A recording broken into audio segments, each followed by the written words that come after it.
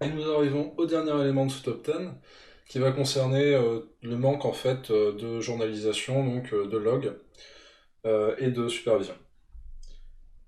Donc c'est vraiment, comme ils disent, la fondation de la plupart des incidents majeurs, puisqu'en fait ça va poser un problème à la fois pendant l'attaque, donc on va pas réussir à la détecter et à la prévenir, et après, une fois que le système a été compromis, le manque de log va permettre de ne pas détecter que l'attaquant est là et qu'il fait ses petites affaires sur notre serveur. Donc comme ils disent, les attaques sont détectées en moyenne qu'après 200 jours, ce qui laisse largement de temps à l'attaquant de faire ce qu'il a besoin de faire.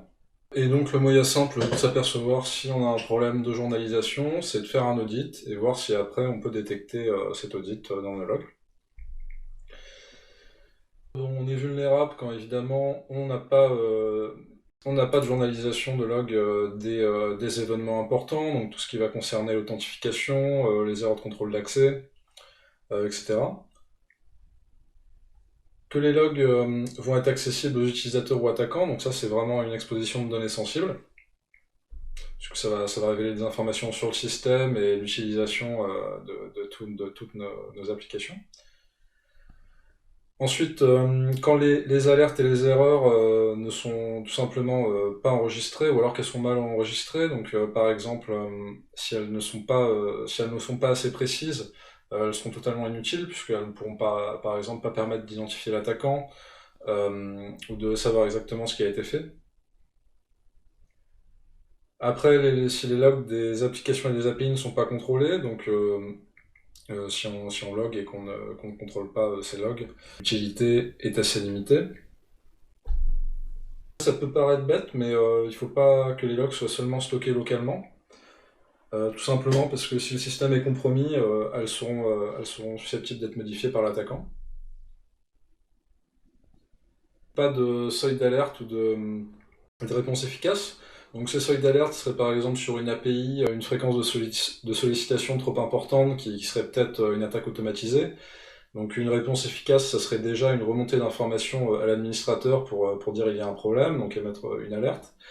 Et aussi peut-être éventuellement bloquer la source de ces connexions. Ensuite, donc les tests d'intrusion et les outils de tests dynamiques de sécurité, donc comme OWASP, ZAP, ne génèrent pas d'alerte, donc ça c'est plutôt mauvais signe. Et enfin, l'application ne détecte pas et ne réagit pas aux attaques actives, donc bon, ça rejoint un petit peu le précédent.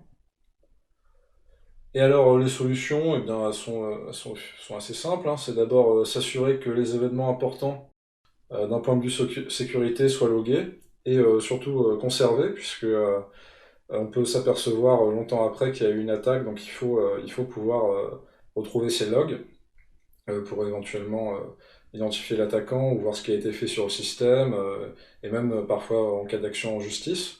Donc il faut garder ces logs pendant des durées prolongées. Que les logs soient dans un format qui va permettre l'utilisation d'un outil de gestion de log, ça va nous faciliter la vie. Que les opérations importantes, donc comme des transactions critiques, etc., elles vont laisser des traces auditables, et que ces traces, si vous voulez, on ne puisse pas douter de leur intégrité. Il faut que, par exemple, elles soient ajoutées dans une table d'une base de données en read-only ou quelque chose comme ça, pour qu'on puisse pas les modifier ou les supprimer. Comme on le disait tout à l'heure, avoir un système d'alerte pour agir aux actions suspectes le plus vite possible. Donc que ce soit qu'il y ait une réponse automatisée ou qu'il y ait aussi une remontée d'informations à l'administrateur en direct. Et enfin, avoir un plan de réponse à incident